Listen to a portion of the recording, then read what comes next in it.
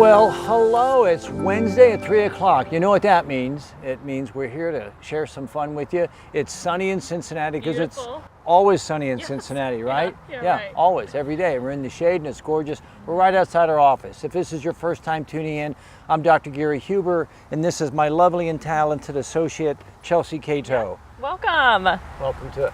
So, we wanted to talk today about gut health. Our office is right over my shoulder here. We're just outside our office building.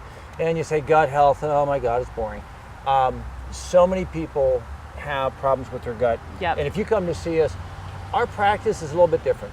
We're gonna look at how to get you healthy, not how to get you on medicines, how to get you off medicines, and how to really get you feeling fantastic, great, really moving you back toward health. That can't happen if we don't have good gut health, because the gut is kind of the center of the universe. Let me give you some vision of that. The gut is where our immune system is centered. 70% of our gut is found in the immune system.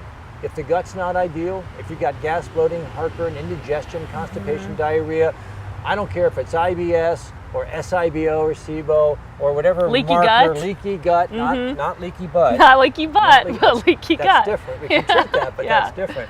But leaky gut or dysbiosis, these are all words that are thrown around, and sometimes you don't know exactly what they mean. We're going to help you understand that. But I want you to get this concept.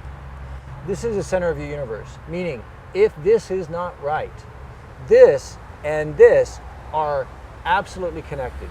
Forever. Infinitely, 100%, you can't separate them. Let me give you an example. Anybody who comes to me saying, I have gas or bloating or indigestion or heartburn, stop right there. I'm guessing you also have mood disorder or mood swings, anxiety, depression, headaches. Can't sleep. Trouble sleeping, right? Because the gut and brain are absolute. If you look at this graphic that Chris has put up, on that graphic you see two pictures, right? The happy woman holding up a picture of her not so happy. And what would you have to do to that gut to have an impact on your brain? A lot of people have depression, anxiety, mood disorders, and they just say, well, I'm cranky, or I'm middle-aged, or I'm this, or I'm that. Or so many kids come in with ADD and they can't focus and they can't sleep, and Johnny's bouncing off the wall as he's eating his Ho-Hos and Twinkies, never realizing there's such a huge connection. Those two. There's an absolute connection. So how your brain functions is directly related to how your gut functions. When we talk about energy, you ever heard anybody say, I don't have great energy? Everybody, yeah. Only all the time, right? Or detox, that's a big word, you don't get detox. Your gut is central for you to create energy because you're going to pull calories and nutrients out of your foods, but you can't do that if you're on Nexium and Prilosec and Zantac, because these things block your digestive process. If you don't have good gut health, you can't detoxify. Your gut detoxifies garbage out of your system equal to what your liver does. Wow. Both your liver and your gut are responsible for detoxification. And most people think the gut is just a garbage can. It's where my poop goes out and that's about it. But you're saying it's as important for detox as your liver is. Yeah, and what if your poop doesn't go out? And you say, well, I'm only constipated 2 days a week, it's not a big deal. Only. You're reabsorbing those toxins. So all I'm trying to give you is a sense that whether you say, I have joint pain, it can be because you're reacting to the foods. This is your immune system. If I eat foods that I'm reactive to, but I don't know I'm reactive to them, it may express itself as joint pain. Or it may express itself in a whole host of different ways. So if this isn't right, everything from brain, what about asthma? 65% of all asthma is related to food, sensitivities, or imbalances in the gut. Because this is our immune system, and asthma is an immune reaction. So it's not just disease. Bloating, gas. So it's not just the IBS, the bloating, the gas, diarrhea. You're saying it's the anxiety. It could be depression. It could be headaches. It's so foundational to your health. Exactly. And when you come in and you say, I have depression or I have anxiety, I don't think about what drug do you need or what neurotransmitter. We start right here. Start right there. Because it's so connected. This term leaky gut, we hear a lot. You see a lot on Facebook. I have so many patients coming in and saying, well, I want to test for leaky gut. What is that in layman's term? What is leaky gut in your mind? And I kind of want to talk about how do we cure leaky gut, if it is a such thing. What is leaky gut? Well, when we talk, so the gut is not like, we think of the intestine as just a tube, right? A tube that food kind of flows through. But it's much more than that. It's not like a rubber hose. A rubber hose is solid. Your gut is only one cell membrane thick. It's so small. One cell membrane separating your inside to the immune system. So you have one cell next to another cell, next to another cell, next to another cell. And that's how it should be. We're going to throw up a picture of what a healthy gut looks like and what a leaky gut looks like. Notice in the healthy gut, the gut at the top, you see food flowing through, and that wavy line that you see, those little cells, you see them all lined up, those are healthy cells, arm in arm, locked together, and they pull nutrients out of the gut, but they don't separate, okay? And right beyond them, where you see the words immune, that's where your immune system lives, right there. Wow. So if you're eating wheat, it's flowing right through, essentially. One cell membrane away. The picture below it is an unhealthy gut. Notice how the cells have shrunken, they're a little damaged, they pulled apart, and now food, by those arrows going through, food particles that are not fully digested, proteins that are not completely digested, can leak right into where the immune system is. Perfect. That's what we that's what we don't want. Awesome. So the immune system sees this food particle floating through there that shouldn't be there, and it says, who the hell are you? Yeah. You're not supposed to be here. I'm going to make antibodies and I'm going to attack you. And now every time you eat that food, your immune system sees it coming down the pike and it goes, hey, that bad guy's back in town. Let's go attack it. And you experience it as cramping or bloating or gas or joint pain, any of a number of symptoms. And off to the races you go. And the typical patient we see come in with those symptoms, they might have an allergy or sensitivity panel that's just lit up like a Christmas tree. But not know it. Every food they're reacting to, because that gut is leaky, so to speak. And once we begin to heal that gut, their sensitivities and allergies decrease every single time. So let me ask you, Chelsea. I have a healthy gut, or maybe I have a 5-year-old and I think he has a healthy gut, or I have a family, and I want them to experience the joy, of leaky gut, right? Okay. What would I have to do? What would I do to that person? What would I feed that person to make their gut become leaky? So if you want a leaky gut, this is how you do it. The insiders, this is how you get a leaky gut. This is the recipe to misery. This is a recipe to misery. First, you've got to eat tons of wheat. You better load your pantry up with wheat. Awesome. Gluten, lots of gluten, and don't forget the dairy. You've got to eat tons of cheese and processed dairy. But I thought wheat and dairy were really healthy for me. You cannot, we'll get to this. You cannot digest those. So you've got to eat tons of wheat and dairy. And don't forget the sugar, the Ho-Hos and the Twinkies. And if you really want a leaky gut, you cannot sleep. You cannot sleep. You've got to get terrible sleep. That's perfect. I love to stay up late. I'm a night owl. And I have to get up early, and sleep's just a waste anyway. It's such a waste. And add some stress onto that, you're guaranteed a leaky gut. And my biggest secret to get a leaky gut is you've got to drink Diet Coke. You've got to drink Diet Coke in Crystal Light, and just, in fact, take a Splenda packet and just dump it in your mouth. Why? What's in there? This aspartame, that fake sugar, detrimental to your gut health. So if you want leaky gut, you go get yourself a Splenda. Splenda. What about Splenda? So Splenda is sucralose. Sucralose is chlorinated sugar. Now, I use chlorine in our house to keep our pool free of bacteria. Our gut is loaded with bacteria. 100 trillion bacteria line the intestine. Some smart cookie figured out that if you added up all those bacteria, it weighs 2.5 pounds. 2.5 pounds. 2.5 pounds of bacteria. Good, healthy bacteria. Good, you want that. And you want them. They keep your immune system calm and stable. Now I'm going to eat a chlorinated sugar. That's sucralose. And chlorine kills the bacteria. So studies have shown when people eat a lot of sucralose on an ongoing basis, they kill off their healthy bacteria, opening the door for leaky gut. So if you really want to make an impact, you take an antibiotic with that Diet Coke. Antibiotic. Antibiotic. Awesome. So I have a little sniffle. It may be nothing, but my doctor, just to be safe, just to be sure I got leaky gut, he put me on an antibiotic. And you wash that antibiotic pill down with the Diet Coke, and you've got a leaky gut. But I haven't been to my family doctor in years, and I never take antibiotics. But I eat dairy. Problematic. What's in dairy? Antibiotics? Antibiotics, yeah. We're in trouble there. We feed in our commercial culture of ours. If you've ever been to an industrial dairy farm, they have these pneumatic milkers. And these cows get infections of the teats all the time. Ooh. So they put them on antibiotics on a weekly basis to prevent infections. So anytime you're eating a traditional dairy product, whether it's ice cream, milk, doesn't really matter, cottage cheese, there's typically antibiotics in that product. So there's your antibiotic. What if you eat commercial meat? Once again, antibiotics. We inject our cattle with antibiotics. It makes them grow fatter faster, okay? And that's what we want in our industry. We want big fat animals that we can sell and make a lot of money. So unfortunately, in our commercial versions of foods, there's antibiotics built right into them.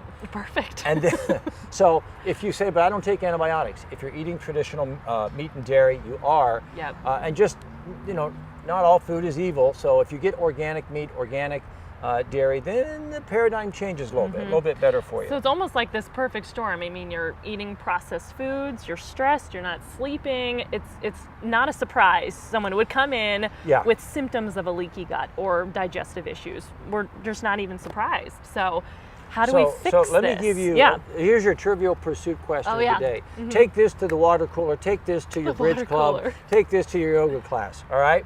There is only one protein, only one food protein on the planet that the human body cannot digest. Do you have any idea what that one protein is? Gluten. Gluten. So people say, well, I've heard the word gluten, I don't know what it is. Gluten is simply the protein in wheat, okay? So gluten's a protein in wheat. Here's what's interesting. You and I can't digest it. Healthy people, unhealthy people, doesn't matter who you are. If you're a human being, then you can't digest it. And there's a really smart guy, Dr. Fasano at Harvard, has spent his life researching this. And by the way, he's Italian, right? Oh yeah, he's Italian. Gotta eat the pasta. So he's got pasta in his blood. And his whole research has been on wheat and the effect on autoimmune disease and diabetes and gut health. And he has shown beyond a shadow of a doubt, when you put gluten into any gut, healthy or unhealthy, those cells of the gut separate. That's scary. If you're pretty healthy, they may only separate for 15 or 20 seconds and then come back together again. If you're kind of healthy but not so much, they may separate for a few minutes. And if you're really unhealthy, they may stay open for hours. Wow. And think about all the food that can just rain through, and now you're sensitive to all this stuff. And here's what happens. You have food sensitivities, not that you get rashes, you don't even always get gut issues. Your only symptom may be headaches and joint pain. And you go to your doctor and you tell them this, and they go, oh yes, you have arthritis, here's an NSAID, that'll make your gut health worse. Or you have headaches, here's a medication for your headaches.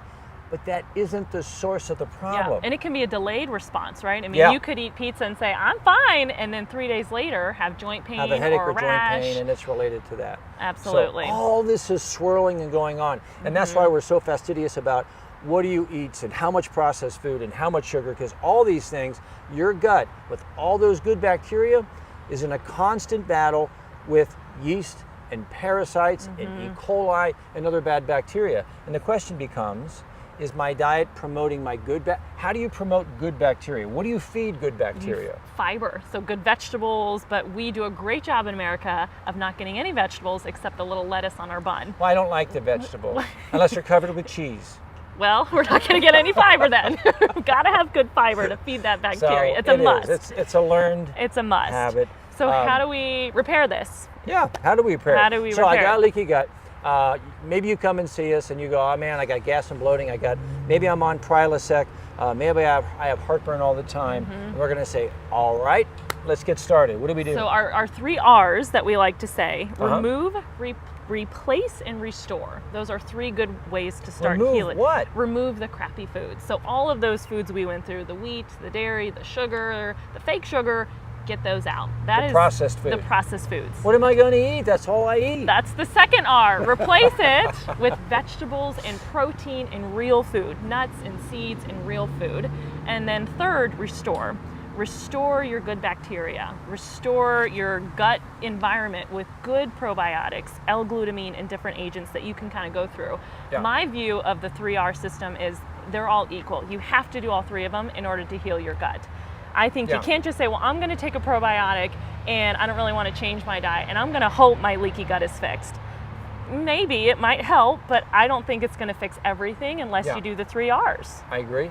Here's what I often hear from people. Well, I took a probiotic, but it didn't help. Well, what probiotic did you take? I don't know. I got it at the grocery store. Yeah.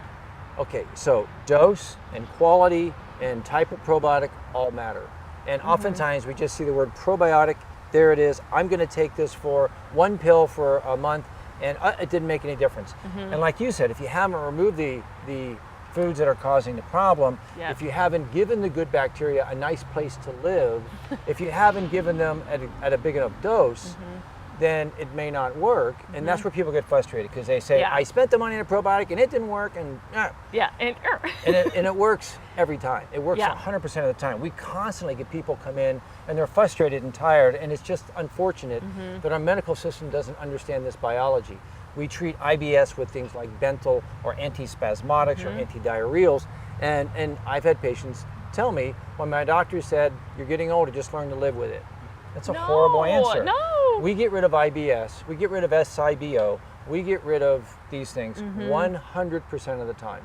And I would totally agree with you. And it typically does not take months. If somebody's willing to change their diet and willing to make some adjustments and eat plenty of food, we never starve people. No. We never put calorie restrictions. Never, ever, ever put anybody on calorie restrictions. It's just changing the food you're eating. And when we change the food you're eating and give you the proper probiotic, voila, things begin to change. And there can be other factors involved. And I'm not suggesting that just a month's supply of probiotics is going to fix things. Right. But it's putting it all together. And that's where Chelsea is very dynamic and helping you put it all together, because you're not going to tell somebody, well, just quit eating junk and just eat broccoli all day, every day. No, absolutely not. So what are you going to do with that patient's diet? Definitely coming up with a plan. I mean, coming up with breakfast and lunch and dinner ideas. And it's not just here's a meal plan, it's how is this going to fit into your lifestyle? How to execute this. How to execute it. Little tiny steps, one at a time, that you can understand, that you can implement, and that you can maintain. Absolutely. And it truly is a game changer. I had a patient who she couldn't go to church on Sunday because she would have diarrhea. I mean, explosive diarrhea in the middle of church. I mean, life-altering things can happen if your gut's a mess. So church was a moving experience. Church was a moving experience. I mean, could you imagine being so scared that and you know, people say that all the time. I always had to know where a bathroom was. I couldn't imagine being tied to the bathroom. And it's so freeing when your gut's healed. You don't have to worry about that. Well, and that's kind of one of the base elements. You know, we get your gut healed, all of a sudden your headaches are less, your sleep is getting better, your energy starts to restore, your joints don't hurt as much. So you don't need to be on medications for those things. Oftentimes that all begins to evaporate. And it's not uncommon for me to tell a patient, let's fix the gut first, let's do some simple things, and let's see how many of these 27 problems still exist once we've resolved it. And a lot of times that list just begins to really drop. Exactly. Okay. Absolutely. All right. So hopefully you guys have some questions or comments. It's a hot topic. What question do you have? Hopefully there's a few. Hey guys, Chris Carson joining. We've got a few questions from the people around the world. First up is, can a leaky gut cause migraines? Definitively, yes or no? 100%, absolutely, positively, yes. Leaky gut can cause migraines because leaky gut is just a source of inflammation. Migraine headaches are spastic. The vessels are spastic. We just talked last week about how CBD oil can help migraines. Hormones can help migraines. There's lots of tools, but those vessels had to become spastic somehow, some way, at some point in time. And oftentimes when we trace a history back, we find out the person has had less than great diet, less than good magnesium intake, and the inflammation that's emanating from the gut can cause inflammation of heart vessels, inflammation of brain vessels, and certainly inflammatory spasm leading to migraine. We commonly, I don't get migraines per se, but if I eat wheat 2-3 days in a row, I will absolutely have headaches. Totally. Absolutely. And so it's quite common that migraines are resolved. And we didn't even really talk much about testing, but you can definitely get testing in our office for allergies and sensitivities. So you can really pinpoint exactly what food is bothering you. It might not just be wheat. It could be almonds. It could be eggs. Yeah, it can be a lot of different, and some people will say, oh, it's almonds. I eat almonds every day. I thought they were healthy. It doesn't matter whether they're healthy or not. It's a matter of whether your gut is healthy and can it digest them. Exactly. All right, so another question from Karen. She says, I'm already gluten and dairy free and eating an autoimmune paleo diet. I just had an IgG sensitivity test and still showing many sensitivities. What are some of the safest ways to rebuild the gut lining when I'm reacting to so many things right now? Well, Take first it away. of all, look, I would say kudos to you for coming off wheat and dairy.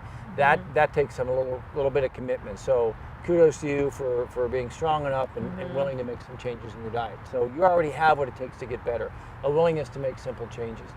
Then you realized, you know, wheat and dairy may have caused or been the first boulder to fall that started this tumbling path of poor gut health.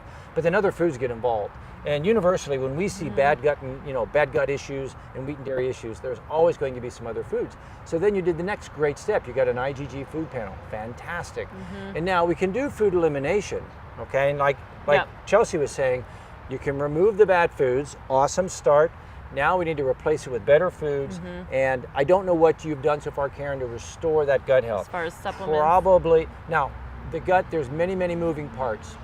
If you're eating lots of vegetables, I've had people remove wheat and dairy, but then continue to eat foods that aren't really great for them or eat processed food. You're probably not doing that because you sound like you're really vested in getting better. So you're probably eating better foods. I would look at your fiber count, how many servings of vegetable a day, and the answer is 5 or 6 servings of vegetable a day would be key. The right probiotic in the right amount, and then sometimes a history of a high carb diet. We often see growth of yeast. Okay, so maybe you need a strong antifungal approach. Maybe you've built up biofilms and we need to work on getting rid of the biofilms. Maybe you have parasites. We can need to use an antiparasitic. So there's a lot of little nuances that's where we come in and can really help you resolve that. Vitamin A, half of women don't break beta carotene into vitamin A. So they say, I'm taking a multivitamin and it has vitamin A. But if you read the label, it says vitamin A as beta carotene, and maybe you can't break that beta carotene into vitamin A. Vitamin A is a huge part of how healthy the immune system is. So sometimes those factors are the missing piece of the puzzle. Then add on to that, what else? Allergy drops, that could be an option. Yep. It's just a sublingual immunotherapy where it retrains your immune system to handle the foods that you are sensitive to, so like almonds or eggs.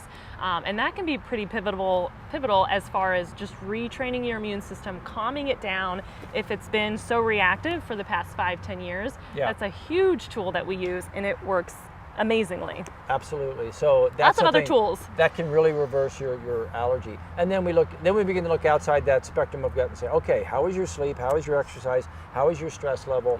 Hormones, thyroid, all that stuff. Then we get a little deeper in. Okay. All right, next question. This one hits home for me. Says, I've been researching, this is my wife, Kelly. I've been researching leaky gut with a child and a toddler. Any insight of leaky gut causing delays in milestones and or sensory issues? Go ahead. Go ahead. Absolutely. So when we talk about developmental delays, especially with children, that precious little brain is trying to grow and develop and learn new skills, right? And it's growing so rapidly. We talked about the gut-brain connection. It's absolute. You can't separate it. So I often hear moms say, well, little Joey's been constipated since birth, or he's always, if he's old enough to be verbal, complaining of belly pain. And that could be food sensitivities. And then we have to go backward in time and look at mom and say, when you were carrying little Joey, how was your gut health? How was your gut health leading up to pregnancy? Because that little guy came out the birth canal, and that was his first exposure to probiotics was through your birth canal. And if you didn't have good bacteria, he didn't start with good bacteria. Or had a C-section. Right? If you have a C-section, you didn't go through the birth canal, and those kids are really at jeopardy. And then what if you had an ear infection or 2 or 3 of those in the first year of life, and the doctor, to be helpful and proactive, gave them antibiotics. So we look at that gut flora, and if it's not healthy and there's gut issues, it creates inflammation, and it can delay or retard milestones in child development. It can have an impact on sleep. The mothers that come in and say, I can't sleep because my 3-year-old's up every night multiple times. 3-year-olds should be sleeping like a stone, man. They should be no stress. Out. So, it just depends where they are in that continuum. But can it be a part? Yes, it can. Can you replace and restore? Absolutely. And oftentimes what I'll tell mothers is start giving them some probiotics, because it's simple, it's safe, and it can be infinitely effective. And look at, here's where we got to bite the bullet. I'm a parent, right? We got to take personal responsibility and say, are we feeding our kids kid-friendly foods? Mac and cheese and We love our kids, and we think we're showing them love by giving them toxic foods. I get it. I've been there. But I'm just saying we've got to really teach our kid what healthy foods are, and not knuckle under to pressure goldfish crackers and fruit roll-ups and pizza and Yeah, and Kelly, there's a lot of good probiotics that are powdered now that they can just mix Yes. in their smoothies. We have a really great liquid fish oil that you can just syringe into their mouth. That's really good for the brain. or throw in a smoothie too. So there's a lot of kid-friendly ways to kind of restore that gut without them having to take a pill. That's an option. So. Yeah. Awesome, great answers. Thank you. So Karen's got another question. Colonics and coffee enemas, do they contradict a leaky gut? What was it, chronics and? Colonics. Oh, colonics. Colonics and coffee enemas. Yep. Hey, Karen, if you don't coffee enemas, you're brave, right? Yeah. And some would say silly. I wouldn't say silly, but you're brave. Coffee enemas go back to Max Gerson. Max Gerson came up with this idea in the 20s and 30s, and he was treating cancer states. And what you do, taking coffee in this way, which is far more enjoyable, doesn't have the same impact as when you do it rectally. What you're doing is you're having a direct stimulatory effect on the liver, and you're making bile, and it was kind of a detoxing, cleansing effect. Now, I would argue this. Knowing Max Gerson's work and knowing the impact of coffee enemas, Max didn't have available to him what we have available to us. We've got purified milk thistle, we've got N-acetylcysteine, we've got all kinds of ways of even homeopathically stimulating liver detox. And if he were alive today, he'd say, well, the heck with the coffee enemas, let's just use some of these other products to accomplish the same end. I said end. Coffee enemas, you don't just brew Folgers and then put it in a tube. It isn't that. If you're doing coffee enemas or if you explore them, you have to filter the coffee, you have to boil it, there's a lot of laborious stuff. Can coffee enemas work? They can. Are they necessary? I don't think so. I think there's other ways of accomplishing the same end. Okay. Good news, Karen. Yeah, good news. So if you haven't bought the equipment yet, just save the 20 bucks right there. So, but there are things you can do that would work as well. I think I answered everything in that question. Yeah, Okay. you got that. All right. Yeah. So Sherry's curious about, she's a diabetic and therefore eat wheat bread. What do you suggest in that case, and I really killed that one, right? Yeah. That's okay. Yeah. So she's a diabetic. What do you recommend Instead of wheat for her bread. for? So that? here's the news. This may be news. I don't know if you're type 1 or type 2. There's a difference. The news is going to remain much the same though. If you're a type 2 diabetic, you don't have to be. We can undiabetic you. You can reverse type 2 diabetes. If you are type 2 diabetes, type 2 diabetics make insulin, but you're insulin insensitive. So you make excess insulin and it doesn't control the sugar. And oftentimes within 5 to 6 years of being a type 2 diabetic, you get to the point where now you need insulin, okay? But you can reverse all of that. The fact is this, I got the science, I'll show you the studies. Most people that are type 2 diabetes, they got diabetic from eating bread and pasta and grains. There is no such thing as an essential grain. There is no essential need for bread, wheat bread, rye bread, any kind of bread. Though the body does not need bread. If your great caveman ancestors, what bread did they eat? What store did they go to? There wasn't any. So we get into we're gonna do a whole wheat thing. Oh yeah. But realistically, if you're type 2 diabetic, if you got rid of all the rice and the bread and the crackers and the bagels and the waffles and the donuts, if you got rid of all that stuff, you would start paving a path to get rid of your type 2 diabetes, okay? If you're a type 1 diabetic, it's still valid. You cannot reverse type 1 diabetes, but you can control it so much easier and use so much less insulin. Your lifespan, your risk for heart disease, stroke, and Alzheimer's is directly correlated to how much insulin you use over your lifetime. Anything you can do to reduce the overall dose of insulin you take on a daily basis will extend your life and reduce the risk for heart attack, strokes, and Alzheimer's. Okay? So there is a ton you can do, and this is not shared with you by your doctors because we're not taught this in med school. Okay? Yeah. Now, if you really want to make a leap forward and you're a diabetic, Richard Bernstein wrote a book.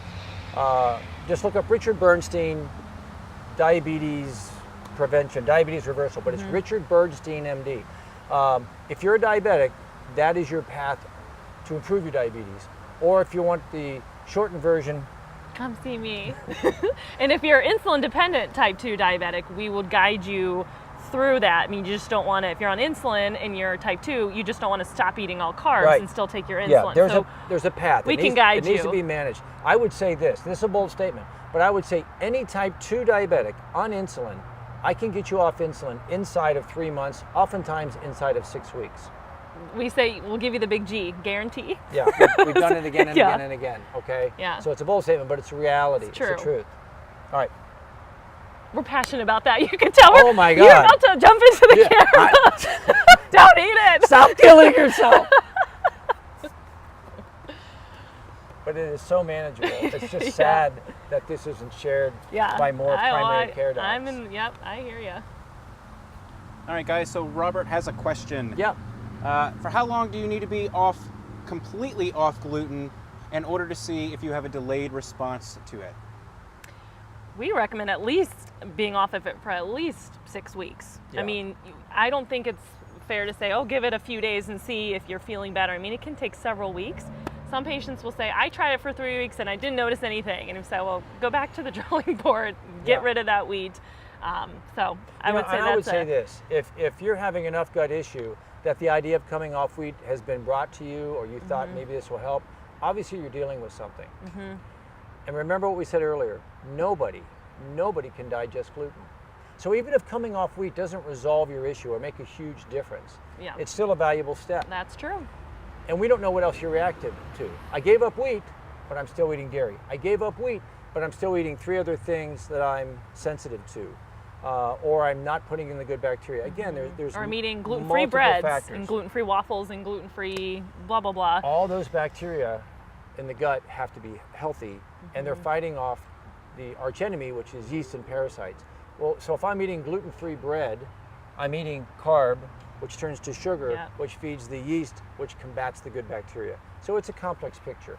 But I would say if you're willing to come off gluten, come off it, get rid of it, wave goodbye, and don't even plan on going back until you're completely resolved, right? Because we will show you over time, getting rid of gluten is not hard, it's very sustainable, and you're gonna have so many good things to eat and feel so good that the idea that you want to go back and have that pizza, that cookie, that whatever, it becomes a more and more remote and distant desire. You begin to look at it differently. You don't look at it as the friend it once was.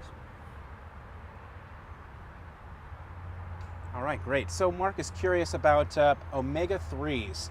What's a good one to take to help with increased HDL and big particles? This even more so, the most specific is burping. We all hate fish, right? Burping up fish oil? It's a great conversation starter. Sorry about that. I stink a little. So that's a common question that comes up. I burp up my fish oil. There's 2 reasons why people burp up fish oil. Number 1, it's bad fish oil. There are many companies making fish oil. Like anything in the world, there's primo, there's medium, and then there's poor. And there's only so much fish oil in the marketplace. Really good companies snatch up the fish oil, the good fish oil, early, okay? And they make their product. There's a concept of capture to capsule time. And the reality of it is, and this is kind of gross, for a lot of lower tiered companies, the time between the fish is when it's caught and when it's put in a capsule and put on a shelf is more than a year. More than a year. What's that stuff been doing? Sitting around in a vat? It's becoming rancid, it's oxidizing. Good companies have a catch to capsule time of only 4 months. That still sounds long. It does. Still kind of sounds gross. long. Yeah. It's 4 months. Good companies distill their fish oil and take out the mercury and the PCBs and some of the other toxins that the fish naturally have in it. And really good companies, there's only about 3 or 4 that do this, take fish oils are triglycerides. There's 3 fatty acids on a glyceride bone. That's how your body absorbs fats. Really good companies take individual fatty acids and restore them into a triglyceride form. Orthomolecular is one of those companies, one of my favorites. So the triglyceride form absorbs the best. So getting back to why people burp up fish oil, number 1, it's oxidized. It's not good fish oil, it's rancid, and it just creates discomfort. Number 2 is you're not making digestive enzyme. If my thyroid is low, if my gut is somewhat disturbed, that I'm not making enough lipase or digestive enzyme to break the oil down and absorb it, then I'm going to burp it up. You're going to burp it up. And I ask people, can you eat fish? Can you eat a piece of salmon and not burp it up? And if they say yes, then probably you can digest fish oil, but your fish oil is not a good one. There are still people that have just horrible gut health and they have trouble digesting fish oils and fats, so we'll put them on a digestive enzyme, and that helps. one called lipase, from Douglas, that can help. And really just getting the gut to be healthier, we figure out why you're having trouble with that fish oil. There was a and the HDL. Oh, he asked the question about the so HDL. My favorite fish oil, the one I personally use, is one by Orthomolecular. It's Ortho Omega 820, because there's 820 milligrams in one capsule of a triglyceride form of fish oil. That's my favorite. We carry many. We carry one from Thorne that's a liquid. It really tastes good. It doesn't taste like fish, because who would eat that? And we carry algae-based omega-3s for people that are vegans. So we have a host of different fish oil options. But I would say the Ortho Omega 820 for increasing HDL, 2 of those a day would be a monster load of omega-3s. Perfect. Last couple questions. All right, so what about for toddlers? For fish oil? For fish oils. Yep. That's the Ortho is it the Ortho? No, it's Thorne, by Thorne. Thorne, Omega Superb. Yes, and that's a great one that, like I said, it's just a liquid. You can just syringe it right in their mouth. It can be depending on their weight, it can be a third of a teaspoon to a teaspoon. I mean, it just kind of depends on their weight. So that's my favorite, and it just goes straight down. So that's what's when we nice use. about it, even if you're, some toddlers will just take that because it tastes like berry. It's called lemon berry, so it doesn't taste like fish. So some kids I've seen just take it right off the spoon and go, great, and go on. Yeah. If the kid responds negatively to the texture, it's oily, then we just have moms throw it in a smoothie. So you just make a little fruit smoothie, a little protein powder, some coconut oil, or fish oil. Can't taste it. Awesome. Easy peasy. Great way of getting, and I think smoothies for parents is a great tool. With our kids when they were growing up, we would bury tons of good things in a blueberry vanilla smoothie, but we would have spinach in there and fish oil in there and magnesium in there, and so it's just a great tool. All right, last question. This is the biggest one of the day. Uh-oh. So Thomas is from Westerville tuning in, and Westerville? he says My hi. in-laws live in Westerville. He would love if you sang him happy birthday. Oh, take it away. And 1, 2, 3, 4. Happy birthday to you. Happy birthday to you.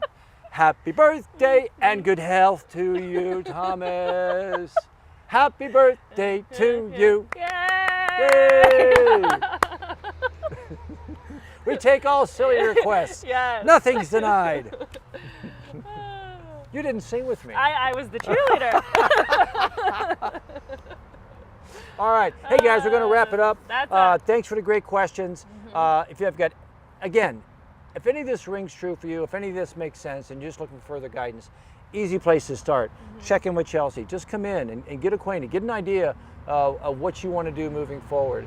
Chelsea's been with me for 6-7 years. My goodness, she's like a mini me. She knows most of what, at least understands most of what we do. And so everything from adrenal to thyroid, not just gut, and not just dietetics. So if you're looking for just getting some good counsel, a starting point, a jumping off point, great place to start. I look forward to seeing you next Wednesday. Yep. If there's something you want to hear us talk about, send us an email, float us a note, and we'll address it. Take requests. We take requests like birthday songs. And we sing. So thanks again for tuning in. We look forward to seeing you next week. See ya. All right.